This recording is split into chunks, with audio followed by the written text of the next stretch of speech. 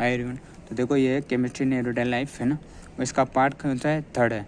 Part 1 part 2 अपन कर लिया है ना, जिसमें ट्रिक्स के साथ बताया, तो आप वहाँ से अगर नहीं करा हो तो आप वहाँ से कर सकते हैं। आज हम पार्ट 3 में बात करेंगे है ना। और देखो उसमें बताया था मैंने, फिर बता दूँ मैं, इसकी NCERT लैंग्वेज जरूर पढ़नी है। सिर्फ एक शॉर्ट तरीके से बताया था कि आपको याद करने में आसानी हो। अब ज़्यादा ये पढ़ लोगे ना तो NCERT पढ़ने ज़्यादा टाइम लगा, उससे क्या है आपको NCERT की लैंग्वेज पता लग जाएगी, ठीक है ना।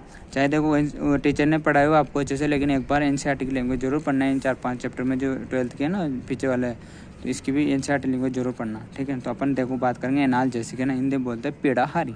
तो देखो the substance which are use to get relief from pain, this are 2 types है ना। तो इसके किसको यूज में पीड़ाहारी ऐसे पता लगा, एनाल्जेसिक तो पेन जब होता है तो उनको यूज किया जाता है, ये एनाल्जेसिक। अब एनाल्जेसिक में दो टाइप होते हैं एनाल्जेसिक में भी, एक तो नारकोटिक्स होता है, नॉन नारकोटिक्स होता है, ठीक है।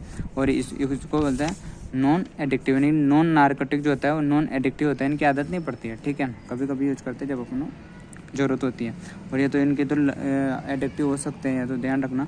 अब देखो वो क्वेश्चन पूछने का तरह क्या रहेगा, या तो सिर्फ आपको एनाल्जेसिक देगा, एनाल्जेसिक पूछेगा, तो दोनों में से कोई किसी का भी एग्जांपल लगे कि दोनों एनाल्जेसिक है ना। और जब अंदर और जाकर पूछेगा नारकोटिक नॉन नारकोटिक, तो आपको याद होना चाहिए, ठीक है। तो narcotics this are alkaloid and mostly opium products, ठीक है, इतना से याद रखना। अब इसके एग्जाम्पल क्या है, मॉर्फिन, कोडीन, हीरोइन।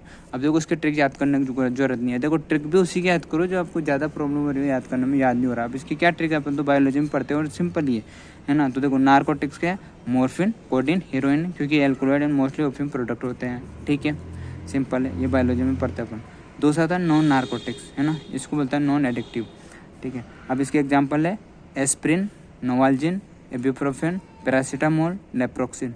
देखो अब इसकी भी ट्रिक की जरूरत नहीं, अपन नॉर्मली एस्प्रिन, पैरासीटामोल ये तो पढ़ते ही हैं, ठीक है ना। जब एंटीपायरेटिक भी होती है ना, तो थोड़ा सा ध्यान रखना।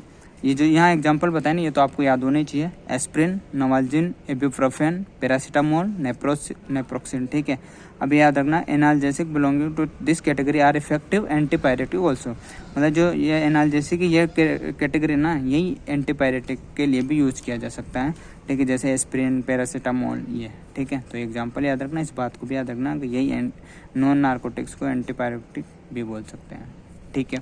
तो ये क्या है, एनाल्जेसिक।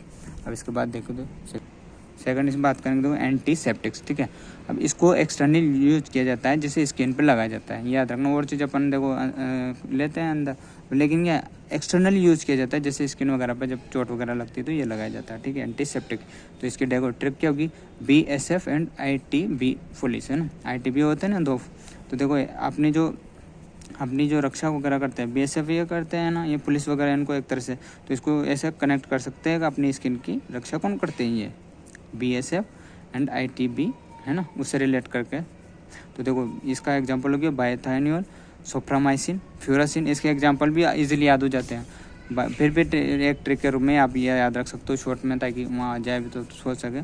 तो बायोथाइनियोल, सोफ्रामाइसिन, फ्यूरासिन, ठीक है। आई से iodoform, tincture of iodine, iodine जहाँ लिख जाए तो समझ लेना एंटीसेप्टिक इसका ये रोल होता है आयोडीन में, है ना। B से ये बोरिक एसिड, ठीक है, ये एग्जाम्पल है। और ये है एंटीसेप्टिक का एग्जांपल है डेटॉल, अपन ये नॉर्मली यूज करते हैं तो याद रहते हो, एंटीसेप्टिक के रूप में यूज करते हैं।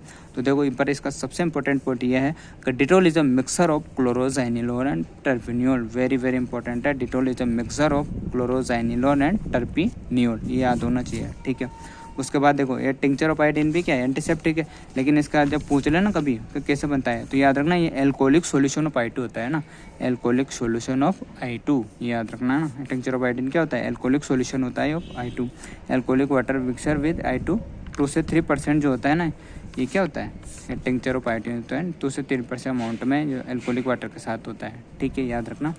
अब याद रखना एक और पॉइंट इसमें, substance can act as a antiseptic है ना, as well as disinfectant by verifying the concentration, मतलब एक तरह से ये होता है, लेकिन इनको बस कंसंट्रेशन के हिसाब से इनको थोड़ा सा नाम दे देते हैं, है ना। जैसे कि एग्जांपल के तौर पर देखेंगे, जैसे देखो एग्जांपल देखेंगे 1% सॉल्यूशन ऑफ फिनोल ये क्या होगा, डिसइंफेक्टेंट, जबकि 0.2% सॉल्यूशन ऑफ फिनोल वही क्या हो जाएगा, एंटीसेप्टिक, है ना। तो ये कंसंट्रेशन का थोड़ा सा डिफरेंट रहता है, बाकी एक ही चीज़ है ना, याद रखना।